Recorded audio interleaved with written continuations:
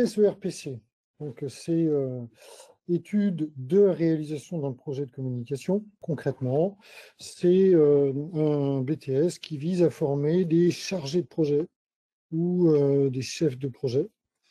L'objectif étant de réaliser la communication d'un de vos clients, en passant par tous les moyens que vous jugerez bons et nécessaires. Ce qui signifie quelque part que vous allez prendre le projet de votre client, l'adapter, l'étudier et finalement suivre sa réalisation jusqu'à la livraison et enfin, on va dire, l'amélioration potentielle. Ça passe finalement par plusieurs tâches. La première étant de rencontrer le client. Rencontrer le client, pourquoi? Pour étudier son besoin. Le client arrive souvent avec une idée floue, ou à l'inverse, arrive avec une idée précise et pas toujours adaptée. Il faut donc commencer par l'écouter, comprendre ce qu'il veut faire et comprendre aussi comment il veut le faire. Ce qui nous amène à proposer des solutions.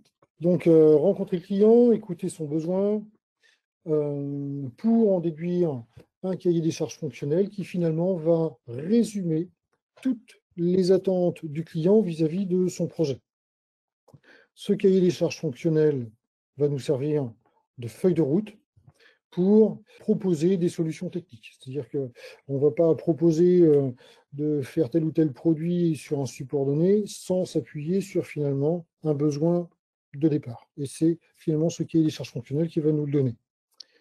On propose des solutions techniques qui sont validées, qui nous amènent à un cahier des charges techniques, qui est une description précise du produit à réaliser. Une fois qu'on a bien défini le produit à réaliser, on le chiffre au travers d'un devis. On le voit ici en bas du schéma.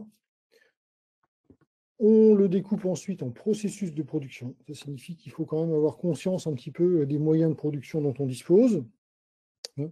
Donc, on va prendre notre produit complet et dire, on va commencer par telle opération, puis l'opération suivante, puis l'opération, etc. On va découper tout cela en opérations successives, de façon à aboutir au produit fini.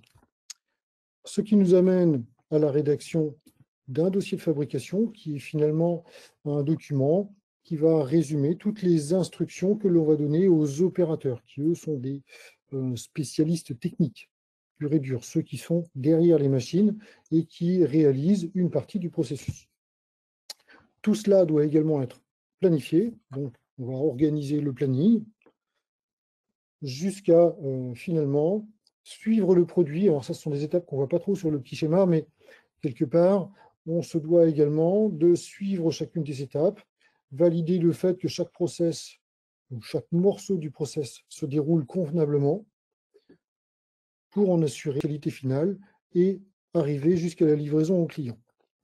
Dernière étape, et pas des moindres, consiste à analyser et améliorer les processus de fabrication.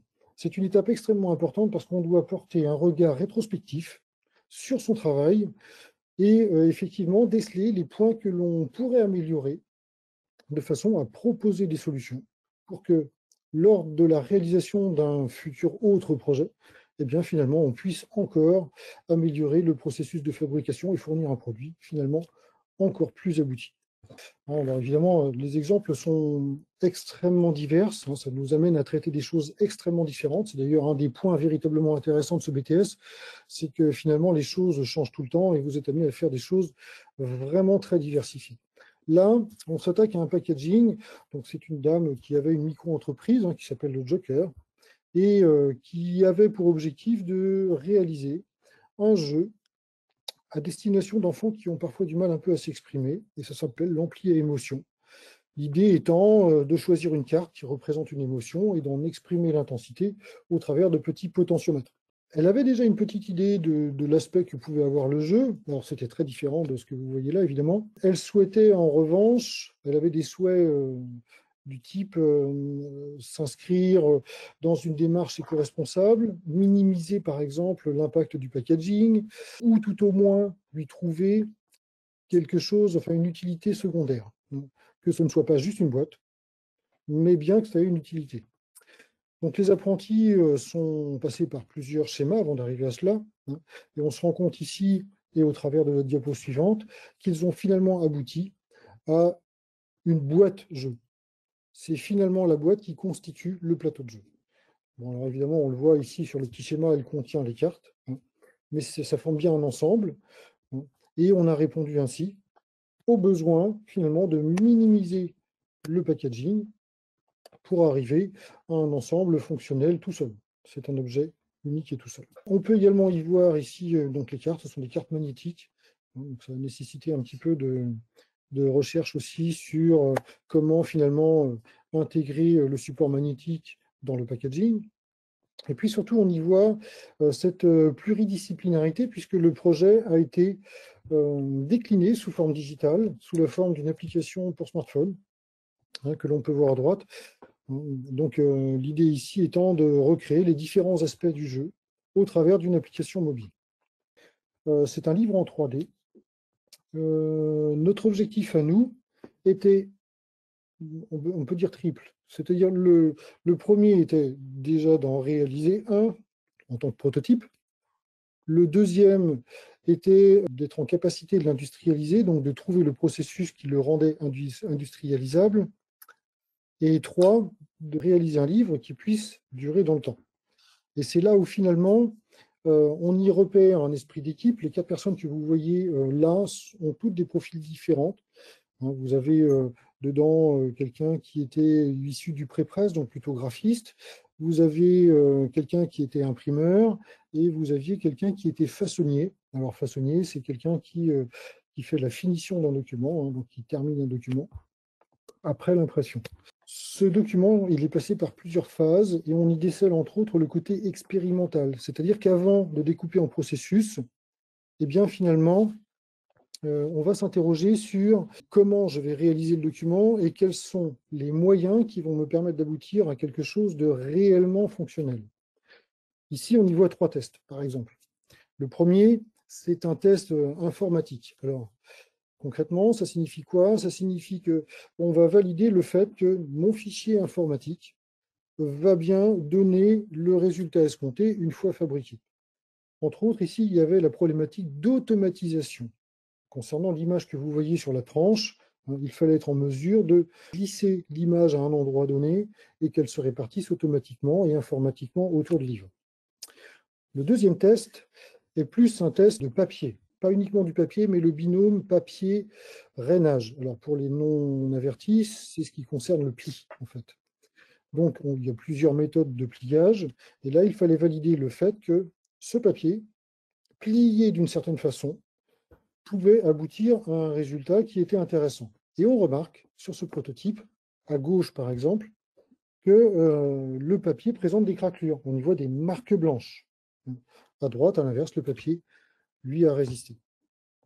Enfin, à droite, on y voit un test graphique, l'objectif étant d'optimiser la surface du pli de façon à ce qu'on voit apparaître l'image au mieux, en fait. Si on compare au prototype de gauche, on voit bien que la proportion d'image est plus importante. Donc voilà, cette partie-là est particulièrement intéressante dans le BTS, hein, puisque finalement, il y a une partie expérimentale et recherche. D'avoir des petits effets visuels. Alors, il y en a de nombreuses dans le livre, on ne peut pas vous les montrer toutes ici, mais ce qu'il faut retenir de tout cela, c'est qu'il y a toute une phase recherche, comment dire, astuce. Hein. C'est intéressant d'apporter le plus produit. Finalement, le client, il arrive avec une idée, parce qu'il voit tout le monde faire comme ça. J'ai un événement, je veux faire un track, une affiche ou autre. Et finalement, le rôle de la personne qui va suivre cette formation va être de lui apporter le petit bénéfice produit qui fait que son produit sera bien meilleur que tous les autres. C'est ça l'objet. En première année, l'idée, c'est de se familiariser avec les outils. Donc, on va proposer évidemment des documents simples, voire même simplistes. L'objectif étant de ne pas se concentrer spécifiquement sur le produit, mais plus sur les outils qui vont nous permettre de gérer sa fabrication. Alors qu'en deuxième année, c'est un peu l'inverse, puisque les outils, maintenant, on les a vus, on les maîtrise. Et bien, finalement, on va se concentrer sur les produits. Parce qu'il faut entendre qu'un client, il arrive avec un projet de communication. Ce n'est pas un support de communication, c'est un projet. Et ces éléments fonctionnent ensemble. On peut très bien avoir un dépliant qui, au travers de réalité augmentée, amène à une application sur smartphone. Et on peut imaginer des tas de choses. Et donc, l'objet, c'est de gérer l'intégralité de cette campagne de communication. Ce sont des vrais clients qui nous amènent de vrais projets avec de réelles attentes et les contraintes budgétaires qui vont avec, c'est évident. Ces projets ne sont pas tout à fait choisis au hasard, ils sont filtrés parce qu'évidemment, il y aurait certainement beaucoup de gens qui nous solliciteraient.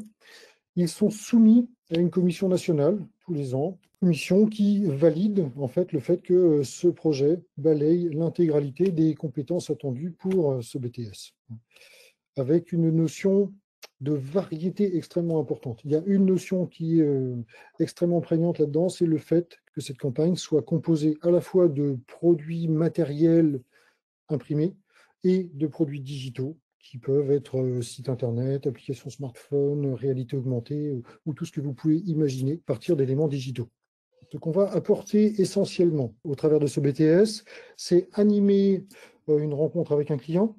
C'est vrai que rencontrer un client, il y a une méthode derrière, il y a une méthodologie, donc on va vous apporter, analyser son besoin, traduire ses besoins en solutions techniques, détailler le processus de fabrication, donc ce qui implique effectivement de balayer un petit peu les différentes contraintes des machines, déjà avoir connaissance de ces machines, et en connaître les contraintes minimales de façon à être en mesure de donner les bonnes instructions aux opérateurs qui se trouvent derrière, coordonner toutes ces opérations, parce que finalement, chaque machine a ses propres disponibilités, et donc il faut forcément coordonner entre elles au travers d'un planning, trouver des fournisseurs aussi, ça implique effectivement de connaître les différentes possibilités, là encore, pour les fournisseurs. Et enfin, un petit aspect que l'on connaît moins au départ, c'est le respect des normes. C'est-à-dire qu'en fonction en fait, des exigences du client, si quelqu'un qui voudrait effectivement utiliser du papier recyclable ou avoir une démarche éco-responsable, il faut avoir conscience pour cela de toutes les normes qui traitent du sujet. On peut prendre un exemple qui est plus technique. On parlait tout à l'heure de la norme ISO 12647, donc la fameuse norme PSO. Eh bien, c'est une norme qui régit la couleur et la gestion de la couleur. Bon, si vous avez des clients qui sont un peu exigeants avec leur visuel, je pense entre autres aux photographes, mais pas que, les grands industriels automobiles, entre autres, ou la cosmétique, eh bien, peuvent effectivement avoir des exigences sur le sujet. Et ces normes sont là justement pour garantir le respect de leurs exigences. Alors, beaucoup de métiers. Juste sur ce BTS-là particulièrement, essentiellement effectivement des chargés de projet, mais néanmoins, il y a également tout un tas de métiers techniques. Ce qu'il faut aussi entendre dans ce BTS, c'est que les gens qui sortent de ce BTS ont en général, vous avez remarqué, c'est un BTS qui est quand même assez généraliste. Donc, le BTS permet aux apprentis finalement de révéler un certain nombre de choses et les projets, quelque part, les incitent à cela, à aller chercher l'information technique. Et donc, ils vont naturellement se spécialiser ou s'orienter vers un certain nombre de choses. Donc, les métiers qu'ils vont obtenir à la fin sont un petit peu en fonction du parcours qu'ils auront eu au travers de ce BTS. Et certains vont s'orienter peut-être vers la chromie, certains autres vont s'orienter vers la gestion de production. Ils peuvent finir finalement fabricants de viseurs, responsables de studio graphique, technico-commercial. Finalement, beaucoup de métiers. Lorsqu'on regarde ce qu'ont fait nos apprentis, on aboutit à beaucoup de métiers.